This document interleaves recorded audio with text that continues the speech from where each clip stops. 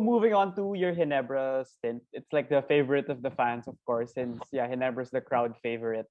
What could you say on the accusations or like the claims of people that you followed Coach Tim to Ginebra? Um, I would say yeah, it's true. Shoot, Yeah, I followed him. yeah, And especially at that point in time in my career, it was kind of like I didn't want to learn a new system. I didn't really want to learn a new coach, and because he left to Pure Foods before I did, right? So yeah. I was still on Pure Foods, and I remember Coach Jason Webb. I was actually just talking to this. I was talking to somebody about this, I think yesterday or today. Mm. Mhm. And Coach Jason was saying how uh how the importance of my role will be on his team. And this is him. He's never coached. He was at that time, he was our like third assistant coach, Mhm. and not to be disrespectful to him or anything, because he was he worked hard and all that kind of stuff. But I just didn't want to be under anybody else but Coach Tim, So um I mean, I'm thankful that they made the trade to get me over here to Ginebra. It's pretty crazy. Did you I mean, need I never to would have thought. did you need to demand the trade, or they already kind of saw it coming?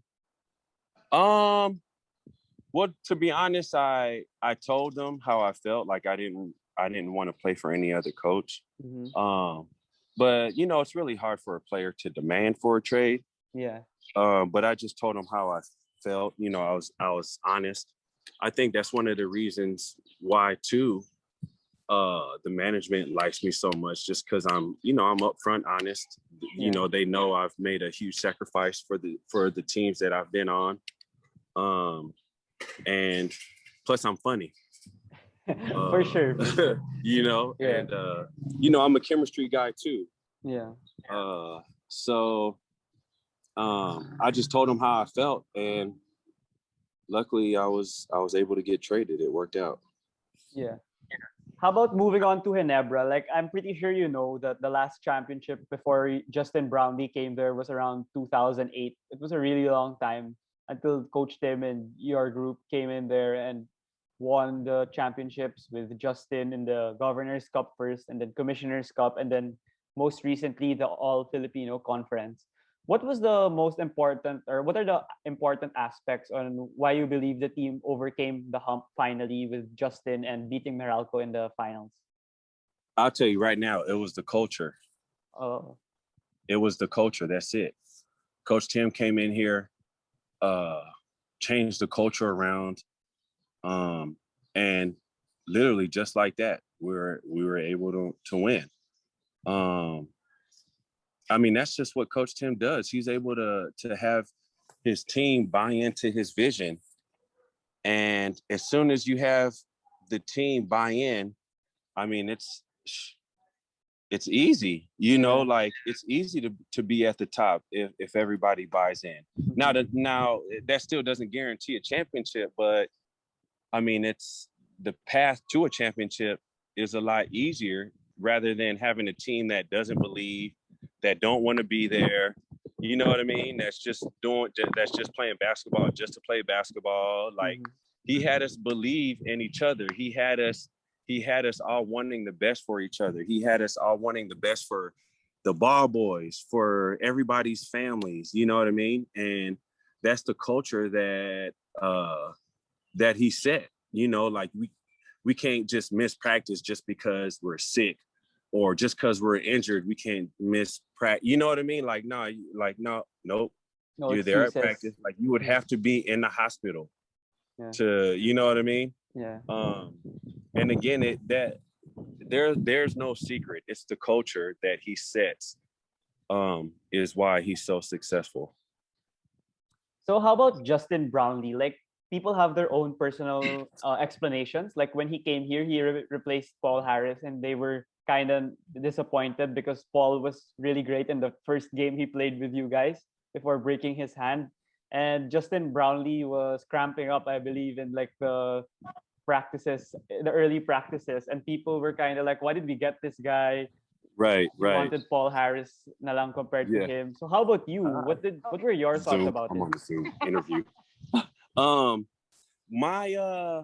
My thoughts on Justin was, I mean, I remember even at practice, he was cramping up and we were like, oh shoot, man, this dude's out of shape. Like we didn't know what to think, man. He can't run up and down one time without catching the cramp, you know? Yeah. And I remember he was always just saying like, man, I always do this. I always do this, you know, just catch cramps. And honestly, it took him like, I think the second time he came around for us to figure out what to do. Like we always had to get him IVs. Like the day before a game, he had to get an IV. So that's his routine. He's in Dubai now. I don't know if he's doing that in Dubai, but he was constantly doing that. I mean, that was his routine. He was always getting IVs. The day before the game, the day of the game. Yeah. Always getting IVs, you know. So but at first, when Justin first came to the team, we saw his talent, no doubt. You know, it was just we didn't think he was in shape because he was always catching cramps. He was always catching cramps, you know. But I mean, but that issue kind of, we was able to deal with that throughout the time, because he was still catching cramps. It was just he handled it a little bit better, or he would catch cramp later in the game or something like that, you know. So yeah, that was my initial impressions as well. Like, and I think in the first few games when he got cramps, you guys were like, oh no, I think we already expected this, and you were kind of like, hopefully it doesn't happen, because I think he was kind of struggling also in his first game. So I don't know what his shooting percentage was, but it wasn't that great in his yeah, I first think his game. first game he didn't really even play that well. Yeah. I don't even think he finished the game. We're not sure, but I Yeah, think we ended up winning. Yeah, you won, I think. But then he cramped up. Then I was like, oh, who's But he this cramped import? up. Yeah. Same thoughts as you guys. Yeah. So that was Justin is special though. He's a special, not just a basketball player though. He's a good person, you know, to be honest. Sure, he's a really good person. He'll, you know, there's a lot of imports that come out here that just they just befriend the Finlams, and you know, of course, naturally, because that's what they're comfortable with, right? Yeah, for sure. But Justin, I mean, he chilled with everybody on the team. He'll go to their house. He'll go to the locals' house to drink, to play games, and he literally like kicked it with everybody on the team. Yeah. And that's one of the reasons why everybody loved Justin. You know, all the teammates, all of his teammates just love Justin, you know. Yeah. So from a personal viewpoint, I know you had a beef with Jared Dillinger before when he was with Meralco, like Twitter exchanges. And it was really funny from a fan's point, because we don't know if you were serious or if it was just for comedy, because you guys are two really funny guys as well. Yeah. How was the beef? How did the beef start? And I'm pretty sure you guys squashed it already because you're teammates now. What was the whole story? To be honest, there was feelings involved, but we did talk to each other when like our first series. Yeah. We did talk to each other, and we, you know, we said like, all right, let's really go at each other to hype up the series, you know. And we might have even did it too much because our coaches got mad at us. Oh, Coach really? Norman got mad at him, and Coach Tim got mad at me. I didn't know that. Yeah. They said something in the press conference because we're going at each other. And you know, Coach Tim was like, you know, you don't need to do that, Joe. It's gonna be hyped up enough, you know. But but one of those conferences, when we played in Philippine Arena, I remember. Yeah, I feel like me and JD had a lot to do with filling up that arena. Yeah. You know what I mean? So, but there was, of course, because we're both competitive, but it wasn't what it appeared to be on Twitter, though. Yeah, people exaggerated it.